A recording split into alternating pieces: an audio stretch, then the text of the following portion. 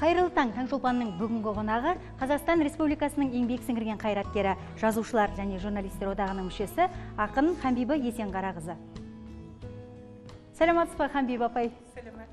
Қош келдіңіз Алматыға. Рахмет. Сонау оңтүстіктен ат арытып келіп қалдыңыз.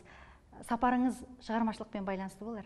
Кезекті еңбек демалысына шығып, осы Алматыда балалар бар. Балаларды көріп, Алматының ауасымен ем алып, сондай бір екі кітап әзірлеп жатыр едім. Соларды бір қарап шығайын деген сапармен келгем. Шығармашылығыңызда қандай жаңалықтар болып жатыр?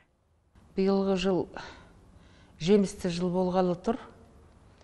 Өзімнің екі кітабымды әзірлеп жатырмын. Осы қыркүйек айында жарық көреді.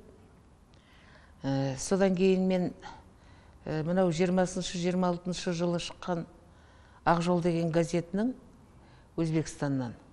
Соның биыл 10 томы жарық көрді. Бұл дегенің жаңағы алаш азаматтарының, алаш қайраткерлерінің еңбегін паш ету. Ақ жол газетінің бас редакторы Сұлтанбек Қожанов болған, Иса Тоқтыбаев, Міржақып Дулаттар. Осы қазақ газеті жабылып қалғаннан кейін Ақ жолдың қолға алған 20-25 жылдар қамтиды. Осының 10 томдығы жарық көрді. Енді жылдың соңына шейін тағы бір 2 том жарық көруі мүмкін. Осының бәрі менің өзімнің еңбегім деп өзімді қуанышты санауға болады шығар деп ойлаймын. Өткір мінезіңіз жырларыңыздан көрініс тауып тұрады. Жалпы турашылдығыңыздан кедергіге тап болған кездеріңіз болды ма? Кедергілер көп болды, бірақ оны менің турашылдығымнан шығар деп ойламаймын. Енді адам, әрбір адамның мінезі болады. Мінез сол адамның коды ғой, шифры дей ма. Сондықтан мынау сөзім дұрыс емес, мынау сөзім дұрыс деп мен ойламаймын. Бірақ та мен әр уақытта шындықты айтуға тырысамын. Мүмкін сондықтан да кейде жолыңның кедергілердің кездесуі мүмкін жолыңда. Бірақ оны мен көңіліме алып жатпаймын. Ол кедергінің ар жағында тағы кедергі болса да, шындық бәрібір жеңет.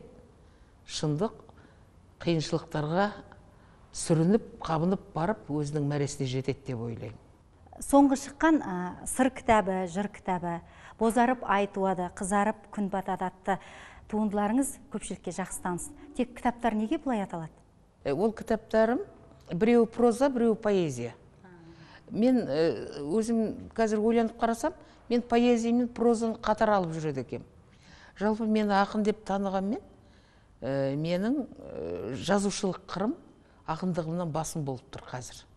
Ұзақ уақыт бойы Қазақ тілі қоғамының төрағасы, мәдениет басқармасының басшысы және де Шәмші Қалдаяқов атындағы облыстық филармонияның директоры болдыңыз. Қазіргі уақытта саяси қуғын-сүргін құрбандары мұражайының директорысыз. Ақынға басшы болу қиын емес пе? Ақын деген таңертеңнен кешке шейін өлең жазбайды ғой. Сондықтан ақында бос уақыт болу көп мүмкін. Жалпы адамда бос уақыт болмау керек. Сол бос кеңістікті бір нәрсемен айналысып, бір еңбек етіп, қызмет етіп, сол кеңістікті толтыру керек деп ойлаймын. Ал енді қазір өзіңіз білесіз, жалғыз ақындықпен, жалғыз жазушылықпен өмір сүре алмайсың. Себебі қоғам бір формациядан екінші формацияға ауысқанда осындай кедергілер көп болады. Ертеректе кеңес өкіметінің кезінде біздің жазушыларымыз қандай тамаша өмір сүрді. Бір кітабына бір мәшіне мінген кездер, бір кітабына үй-жай алған кездер болды. Ал енді дәл қазір олай мүмкін емес. Сондықтан ақын жазушылардың көбісі мына мемлекеттік қызмет жасауға міндетті шығар деп ойлаймын. Өзімде осы қызметті әлі күнге шейін жасап келе жатырмын. Ханбибі апай, енді ақыннан бір өлең қонаққа де болса.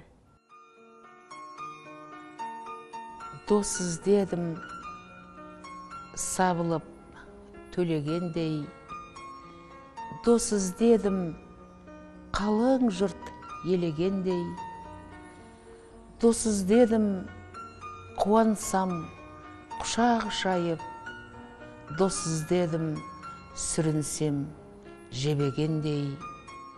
Болса дедім басыңды бағалайтын, тұнық көлге тас атпай жағалайтын, құрақ-құрақ көңілді жамай білер, мансабыңа, даңқыңа қарамайтын. Дос іздедім, дос бол деп жалынбайтын, ірілі уақ кінәңмен қабылдайтын. Дос іздедім, жаһанда жаны қайсар, сөндірем деген сайын жалындайтын. Біреулердің кеткенде көңіл ұзап, достық жолын ете көр тәңір ұзақ. Күйдірмейтін, жалынсыз сүйдірмейтін, махаббаттан достықтың өмір ұзақ.